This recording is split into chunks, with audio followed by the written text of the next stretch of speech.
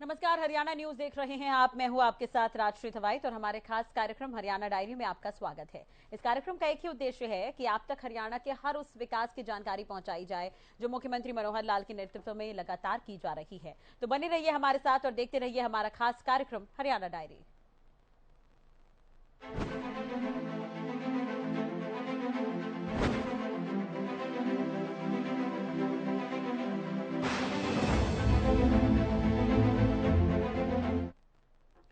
मुख्यमंत्री मनोहर लाल अक्सर अनियमितता के लिए अधिकारियों को निर्देशित करते नजर आते हैं। एक बार फिर से अधिकारी को अनियमितता के लिए मुख्यमंत्री ने फटकार लगाई। सीएम मनोहर लाल ने जर्जर सड़कों के हालात को लेकर कहा कि इसका जल्द निपटारा हो। जनसंवाद में भी सीएम मनोहर लाल अक्सर अधिकारियों को फटकार लगाते नजर आते हैं। विकास कार्यों की मॉनिटरिंग खुद मनोहर लाल कर रहे हैं। इसका कारण है कि सीएम मनोहर लाल अनियमितता बर्दाश्त नहीं करते। देखिए रिपोर्ट।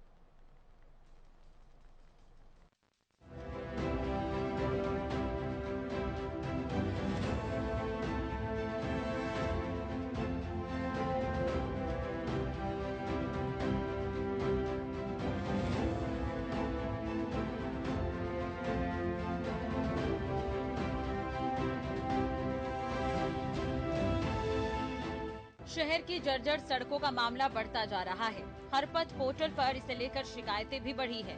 पीडब्ल्यूडी रेस्ट हाउस में देर शाम जीएमडीए की मीटिंग में ये मामला उठा। इसे लेकर सीएम मनोहर लाल ने इस मुद्दे को खुद कहा कि इस पर गंभीरता दिखाएं। उन्होंने शहर की जर्जर सड़कों के पहुंचे मामले में अधिकारियों की क्लास भी लगाई। एग्जीक्यूटिव इंजीनियर अमित गोदारा को फटकार लगाते हुए सीएम ने पूछा कि आखिर शहर की सड़कें जर्जर क्यों हैं?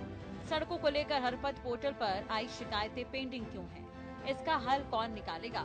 मामला बढ़ता देख एसई अरुण धनखड़ ने सीएम को शहर की सड़कों को लेकर जारी टेंडर के बारे में बताया। साथ ही कहा कि कुछ सड़कें दूसरे विभागों की होने और मेंटेनेंस के लिए किए जा रहे कार्यों की जानकारी देकर मामले को शांत कराने की कोशिश की। आज जीएमडीए की रेगुलर मीटिंग जैसे होती है तो 12वीं मीटिंग आज हुई है और सभी सदस्यों ने उसमें भाग लिया है। चंडीगढ़ से भी हमारे अधिकारी जो उसमें जुड़े हुए थे, सबके पार्टिसिपेशन के बाद और जो एजेंडा था 10 आइटम्स उस एजेंडे में थी और सबके ऊपर विचार किया गया है। पहला एक एजेंडा उसमें था कि मास्टर वाटर सप्लाई जो लाइन है टेल एंड तक पानी पहुंचाने का जो प्रस्ताव ये हमने उसमें मंजूर किया है, जिसका कुल मिलाकर के जो लेंथ है वो 20 किलोमीटर ऐसा, जिसमें खास करके sector 101, 104, 108, 110 A, dividing road of sector 110, 111, 23 से 23, 22, 19, 22, 20 के ऐसे कुल मिला के जितने सेक्टर्स में पानी की आवश्यकता अब है और जहाँ जहाँ पानी पहुँचाने का विषय शेष बचा हुआ है उसको सबको मंजूरी दी है। 125 करोड़ रुपए का ये काम होगा। 2300 का जो बजट है उसको भी सैंक्शन दे दी गई है। ये 7वां बजट है। 2574 करोड़ रुपए का बजट आज ये पारित किया गया है इस अगले वर्ष का। तो इसमें भी खास करके 300 करोड़ रुपए तो मेडिकल कॉलेज पर लगेंगे और अर्बन एनवायरनमेंट के नाते से 36 करोड़ रुपया है। इसी प्रकार से इनकम है 1151 करोड़ रुपया, इसमें ईडीसी की इनकम होगी और कुल मिलाकर के 2042 करोड़ रुपया रिसीट है और कुछ जो कॉर्पस फंड है शेष जो बचा हुआ 531 करोड़ रुपया उस कॉर्पस फंड में से यूज़ किया जाएगा। मोटा मोटा एक हिसाब है। वाटिका चौक और नेशनल हाईवे 248 इसका अंडरपास जो है उसको भी मंजूरी दी गई है। सीपीआर के साथ एक ड्रेन है, उस ड्रेन में कुल मिलाकर के 95 करोड़ रुपए का खर्च है। तो 50-50 शेयरिंग में उसकी जो एनएचएआई के साथ हमारी जो शेयरिंग है जीएमडीए की उसको भी मंजूरी दे दी गई है। एक एसटीपी है सेक्टर 107 और 78 के लिए जो एसटीपी बनना है उसमें एमसीजी की लैंड वो उसके लिए प्रस्ताव था कि भी 3.75 एकड़ लैंड वो एमसीजी की जीएमडी को वो दे दी गई है। ऐसे ही जो नजफगढ़ झील का विषय है उसमें लेग 2 लेग 3 की जो ड्रेन्स हैं उसको पक्का करने के लिए और उसमें और जो बांध बनाने के लिए ऐसा कुल मिलाकर 406 करोड़ रुपए का एडमिनिस्ट्रेटिव अप्रूवल ये दे दिया गया है। द्वारका एक्सप्रेसवे के साइड में जो सर्विस रोड्स हैं उनको भी टेंडर के लिए उसको आगे बढ़ा दिया है। ऐसे ही ROW का एक मैनेजमेंट और इंफ्रास्ट्रक्चर की एक स्टडी करके वो भी बताया गया कि ROW में किन किन बातों का ध्यान रखना है ताकि डेवलपमेंट्स वगैरह सब हो सकें, तो उसका एक बड़ा विस्तृत स्वरूप बनाया गया है।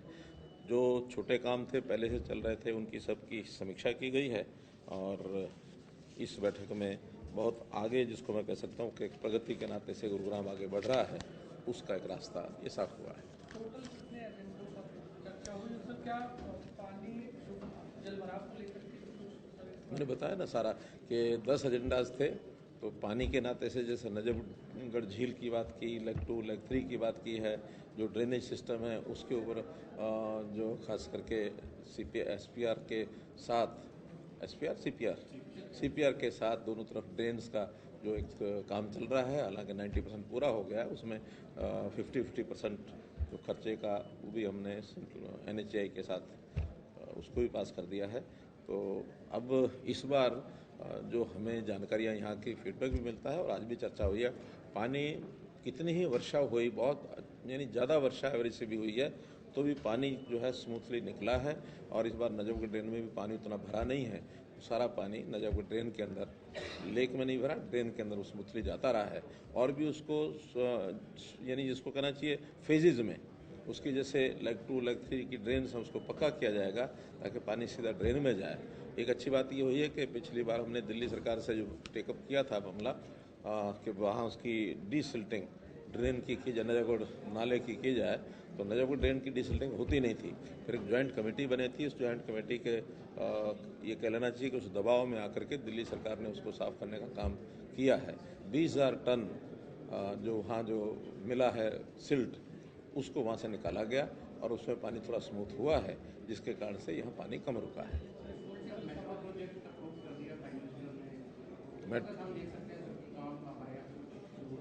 मेट्रो क्योंकि केंद्रीय जो कैबिनेट है उन्होंने हमारा मेट्रो प्रोजेक्ट को क्लियर कर दिया है और आगे जो है उसकी जो कंपनी होती है, क्या उसको बोलते हैं, जो कंसल्टेंट कंपनी है, वो हायर करनी है और उसके बाद उस मेट्रो का काम जल्द शुरू हो जाएगा।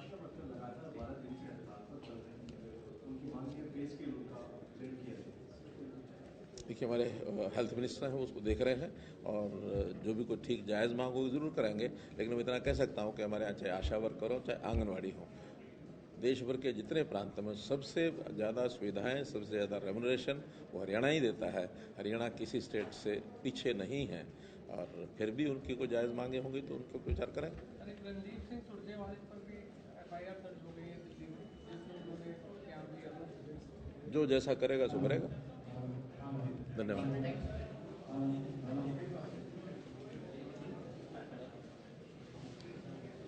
बैठक में ही मौजूद किसी एक व्यक्ति ने शहर की सड़कों की जर्जर हाल के बारे में मुख्यमंत्री को शिकायत कर दी। इसके बाद सीएम का पारा और हाई हो गया। उन्होंने GMDA की सड़कों के निर्माण, मेंटेनेंस और ऑपरेशन का काम देखने वाले एग्जीक्यूटिव इंजीनियर से जवाब मांग लिया। इंजीनियर अभी पहले सवाल का जवाब देते तो सीएम ने दूसरा सवाल दाग दिया। सड़कों को जर्जर और टूटे होने को लेकर हरपथ पोर्टल पर सड़कों को लेकर आई 1236 शिकायतों का क्या हाल है। सीएम जैसे ही गुस्से में आए, मीटिंग में सन्नाटा छा गया। इसी बीच एससी ने बताया कि SPR रोड का अभी टेंडर प्रोसेस में है, हालांकि मीटिंग में इसे टाल दिया गया है। हीरो होंडा चौक से उमंग भारद्वाज चौक NHAI की रोड है। इसके अलावा अन्य रोड के टेंडर व मेंटेनेंस के काम चल रहे हैं। सेक्टर 75, 75A और 76 से हाईवे तक की रोड बनाई जानी है। इसे लेकर टेंडर हो चुके हैं। सड़कों को लेकर सीएम मनोहर लाल पहले भी कह चुके हैं कि अब BSP फैक्टर चलता है, जिसके लिए सरकार काम कर रही है। मित्रों, कभी आज से 20-30 साल पहले चुनाव होते थे, बात की जाती थी, मैं उसको अंग्रेजी में FCR फैक्टर कहता हूं। FCR फैक्टर अंग्रेजी में कहेंगे फूड, क्लॉथ एंड रेजिडेंस, रोटी, कपड़ा और मकान। ये बात चलती थी कि भी रोटी, कपड़ा, मकान का संबंध करेंगे। अब प्रभु कृपा से हरियाणा में बहुत थोड़े ही परिवार ऐसे होंगे जिनको इस बात की चिंता होगी, रोटी, कपड़ा और मकान की। मकान के बारे में प्रधानमंत्री जी ने कहा कि 2022 तक जिसका भी सिर के ऊपर पक्की छत नहीं है उसको मकान उपलब्ध कराने के लिए सरकार की ओर से निश्चित सहयोग राशि की जाएगी। अब वो फैक्टर चलते नहीं है। आज फैक्टर जो चलता है उसको अगर मैं कहूं तो BSP फैक्टर चलता है। BSP फैक्टर क्या होता है? B से बिजली, S से सड़क, पीसे पानी, बीएसपी फैक्टर, बिजली सड़क पानी, हमने अपने पर्याप्त प्रयत्न करके आज इन सब चीजों में आगे बढ़ गए हैं। प्यारे प्रदेशवासियों, वर्तमान समय में बिजली विकास की पहली शर्त है। इसलिए हमने प्रदेश में बिजली व्यवस्था को सुदृढ़ बनाने की दिशा में कई नई पहल की हैं। उपभोक्ताओं के लिए बिजली आपूर्ति में बढ़ोतरी की है, वहीं बिजली की दरों में ऐतिहासिक कमी की है। इससे 42 लाख उपभोक्ताओं के बिल लगभग आधे हो गए हैं। मारा गांव जगमग गांव योजना के तहत प्रदेश के 4000 से ऊपर गांव तथा 9 जिलों में 24 घंटे बिजली उपलब्ध करवाई जा रही है। आर्थिक विकास के लिए बेहतर कनेक्टिविटी समय की मांग है। प्रदेश में कनेक्टिविटी को नई दिशा मिले, इसके लिए हमने सड़क व रेल तंत्र का विकास किया है। प्रदेश का पहला हवाई अड्डा हिसार में बनाया गया है। वर्षों से अधूरे पड़े कुंडली मानेसर पलवल एक्सप्रेसवे यानी केएमपी, इसको पूरा करवाकर चालू किया गया है। ऐसा नहीं है कि सीएम मनोहर लाल ने पहली बार किसी अधिकारी को फटकार लगाई हो। इससे पहले भी सीएम मनोहर लाल खराब सड़क को लेकर एसपी को फटकार लगा चुके हैं। शहर की मुख्य सड़कें, सेक्टर डिवाइडिंग रोड और नए सेक्टरों का रोड नेटवर्क जीएमडीए के पास ही है। जीएमडीए के पास शहर में 284 किलोमीटर की सड़कें हैं। यही कारण है कि मुख्यमंत्री लगातार बैठक करते रहते हैं। सीएम को बैठक में जानकारी दी गई कि हरपत पोर्टल पर 1236 शिकायतें सड़कों को लेकर है, इनमें से केवल 11 ही पेंडिंग है। हरपत ऐप कैसे काम कर सकता है, चलिए आपको ग्राफिक्स के जरिए भी बताते हैं। हरपत ऐप डाउनलोड करें, उसके बाद कंप्लेंट ऑप्शन में जाकर व्यक्ति को सड़कों के जाल का एक चित्र दिखाई देगा, जिस पर एक सुईनुमा निशान लगा होगा। इस निशान को मूव करने पर सड़कों के नाम व उसकी लोकेशन दिखाई देगी। सड़कों के जाल को सैटेलाइट मैप में भी देखा जा सकता है। इसका विकल्प भी मैप के साथ ही दिया जाता है।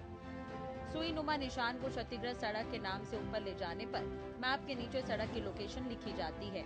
लोकेशन के नीचे एक अन्य विकल्प रोड प्रॉब्लम टाइप दिखाई देता है, जिसको सिलेक्ट करने पर सड़क की स्थिति बताने संबंधी 3 विकल्प आते हैं, जिसमें से पहला डैमेज रोड, दूसरा एक्सीडेंट ब्लैक स्पॉट तथा तीसरा आदर्श का होता है। इन तीनों विकल्पों में से एक सिलेक्ट करने के बाद अगला विकल्प रिमार्क्स का होता है, जिसमें व्यक्ति टिप्पणी लिखेगा।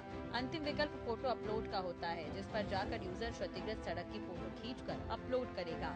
शिकायत अपलोड होने के बाद इसकी सूचना संबंधित विभाग के अधिकारी व इंजीनियर के पास चली जाएगी। इसके बाद संबंधित विभाग की जिम्मेदारी होगी कि सड़क के गड्ढे भरवा कर उसकी मरम्मत करवाए।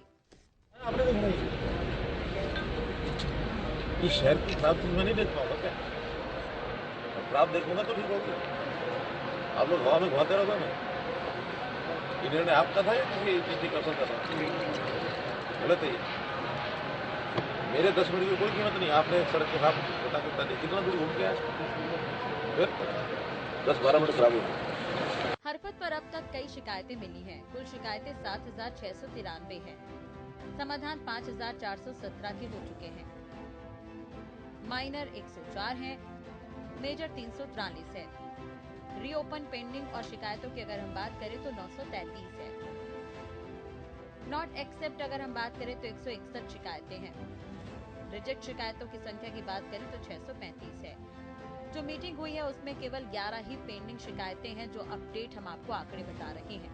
आपको बता दें कि सीएम मनोहर लाल खुद समय समय पर योजनाओं की मॉनिटरिंग करते हैं, जिसका नतीजा है कि सीएम मनोहर लाल खुद इसका परीक्षण भी करते हैं, अधिकारियों से समय समय पर संवाद लेते हैं और फीडबैक भी लेते हैं। इसके अलावा अधिकारियों को उचित दिशा निर्देश भी देते हैं। सीएम का गुस्सा भी हर बार देखने को मिलता है। अगर विकास कार्य सरकार की तरफ से प्रेषित किए गए हैं, वो समय पर पूरा नहीं हो रहे हैं, तो इसके लिए अधिकारियों की क्लास भी मुख्यमंत्री समय समय पर लगा देते हैं, ताकि काम वक्त पर हो सके। यही कारण है कि सीएम ने जीएमडीए की मीटिंग के दौरान अधिकारी को फटकार लगाई। अब उम्मीद यही की जा रही है कि सीएम की फटकार के बाद काम जल्द से जल्द हो सकेंगे।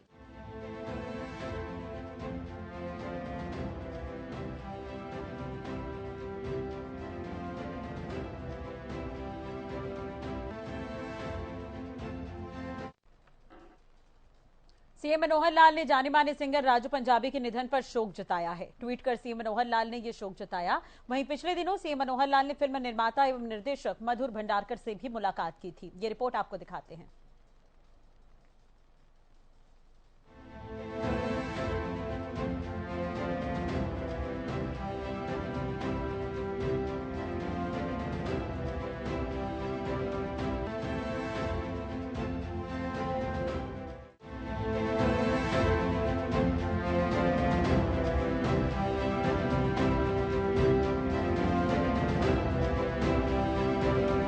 हरियाणा की संस्कृति और गीतों को देश विदेश तक पहुंचाने वाले प्रसिद्ध गायक और निर्माता राजू पंजाबी का मंगलवार को निधन हो गया। उन्होंने महज 40 साल की उम्र में दुनिया को अलविदा कह दिया। मीडिया रिपोर्ट्स के मुताबिक राजू पिछले कुछ समय से हरियाणा के हिसार के एक निजी अस्पताल में भर्ती थे और उनका इलाज चल रहा था। राजू के असामयिक निधन से हरियाणवी संगीत जगत को बड़ा नुकसान हुआ है। राजू के निधन पर हरियाणा के मुख्यमंत्री मनोहर लाल ने उन्हें श्रद्धांजलि दी है। उन्होंने लिखा, प्रसिद्ध हरियाणवी गायक और संगीत निर्माता राजू पंजाबी जी के निधन का दुखद समाचार मिला। उनका जाना हरियाणा म्यूजिक इंडस्ट्री के लिए अपूरणीय क्षति है। ईश्वर दिवंगत आत्मा को अपने श्री चरणों में स्थान दे तथा उनके परिजनों को यथार्थ दुख सहन करने की क्षमता शक्ति प्रदान करे। राजू को देसी देसी मीठी बोली और सॉलिड बॉडी गानों से जाना जाता है। वहीं दूसरी ओर हरियाणा के मुख्यमंत्री मनोहर लाल और राष्ट्रीय फिल्म पुरस्कार विजेता तथा विख्यात फिल्म निर्माता एवं निर्देशक मधुर भंडारकर के बीच रविवार को मुलाकात हुई, जिसमें हरियाणा में फिल्मों की शूटिंग की अपार संभावनाओं व इससे उत्पन्न होने वाले रोजगार के अवसरों को लेकर बातचीत हुई। मनोहर लाल ने हरियाणा की फिल्म नीति को लेकर भंडारकर को बताया कि राज्य में सिनेमा का विकास करने और फिल्म मैत्री वातावरण सृजित करने के लिए नीति बनाई गई है। ये नीति फिल्म निर्माताओं और प्रोडक्शन हाउस को आकर्षित करने के लिए डिजाइन की गई है तथा इसमें कई प्रकार के प्रोत्साहन की पेशकश की गई है। नीति का लक्ष्य हरियाणा को फिल्म निर्माताओं के लिए एक प्रमुख गंतव्य के रूप में स्थापित करना और फिल्म से संबंधित गतिविधियों के माध्यम से आर्थिक विकास को गति देना है। इस मौके पर भंडारकर ने सिनेमा जगत के लिए हरियाणा में अपार संभावनाओं को लेकर उत्साह व्यक्त किया।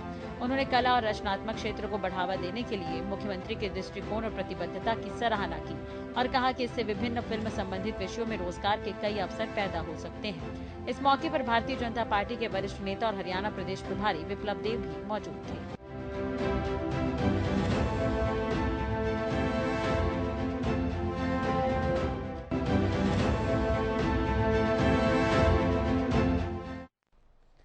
सीएम मनोहर लाल के निर्देश पर डेनमार्क में हॉस्पिटैलिटी इंडस्ट्री से एमओयू साइन किया गया है। इस एमओयू के जरिए डेनमार्क जैसे यूरोपीय देशों में हॉस्पिटैलिटी इंडस्ट्री से संबंधित विभिन्न जॉब रोल में युवाओं को नौकरी के मौके मिलेंगे।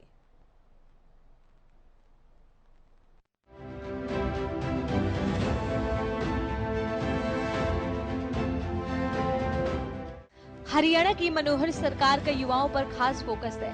उन्हें रोजगार देने और उन्हें आत्मनिर्भर बनाने के लिए सरकार ने कई कदम उठाए हैं और लगातार उठाए भी जा रही हैं। ऐसे में एक कदम और आगे बढ़ाते हुए सीएम मनोहर लाल के निर्देश पर डेनमार्क में हॉस्पिटैलिटी इंडस्ट्री से एमओयू साइन किया गया है। इस एमओयू के जरिए डेनमार्क जैसे यूरोपीय देशों में हॉस्पिटैलिटी इंडस्ट्री से संबंधित विभिन्न जॉब रोल में युवाओं को नौकरी के अवसर मिलेंगे।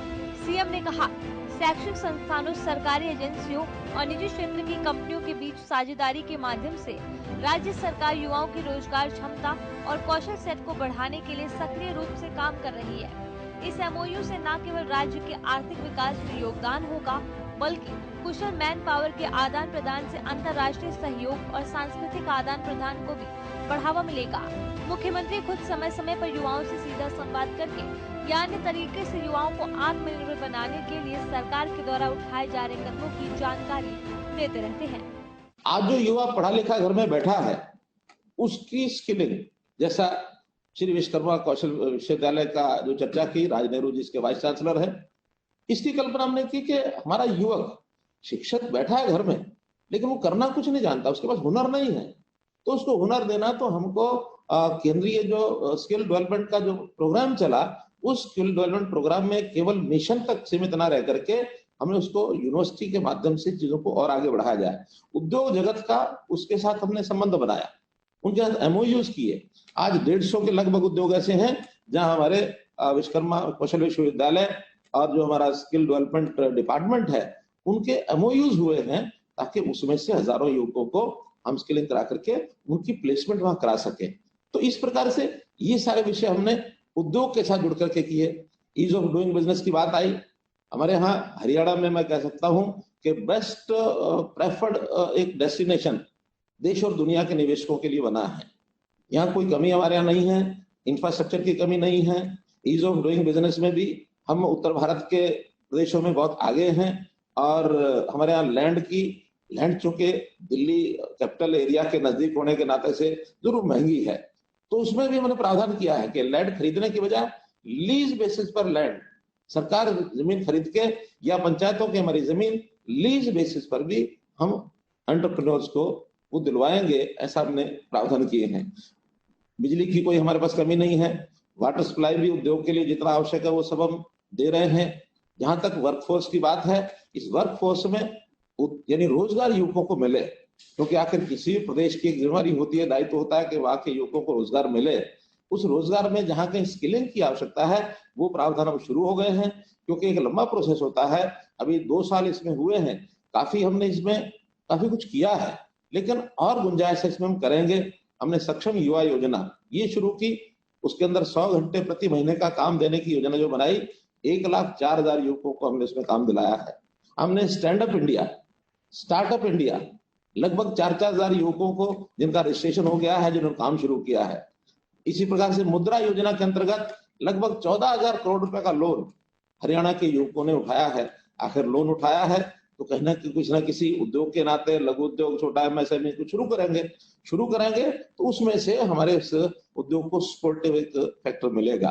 आपको बता दें कि युवाओं को रोजगार देने के नजरिए से हाल ही में हरियाणा युवा नौकरी प्रोत्साहन योजना 2023 योजना की शुरुआत हरियाणा के मुख्यमंत्री मनोहर लाल के द्वारा की गई है।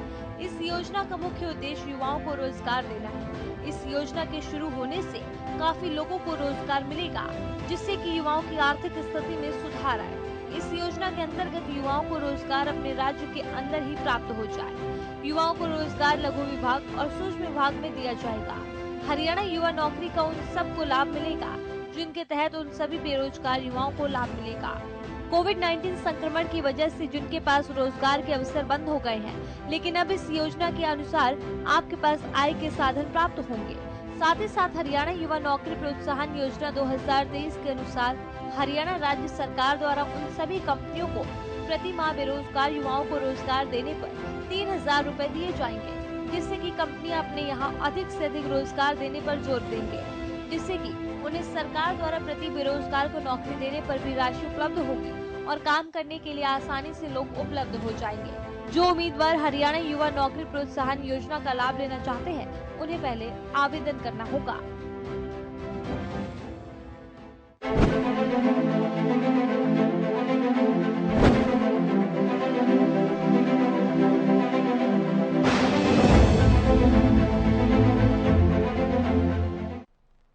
मुख्यमंत्री मनोहर लाल के कुशल नेतृत्व में हरियाणा प्रदेश लगातार विकास की तरफ अग्रसर है। ऐसे में हरियाणा का हर वर्ग सरकार के कार्यों से काफी संतुष्ट नजर आ रहा है, क्योंकि हरियाणा सरकार का एक ही मकसद है कि प्रदेश के अंतिम व्यक्ति का विकास किया जा सके। फिलहाल हमारे खास कार्यक्रम हरियाणा डायरी में आज के लिए बस इतना ही। आप देखते रहिए हरियाणा न्यूज। नमस्कार।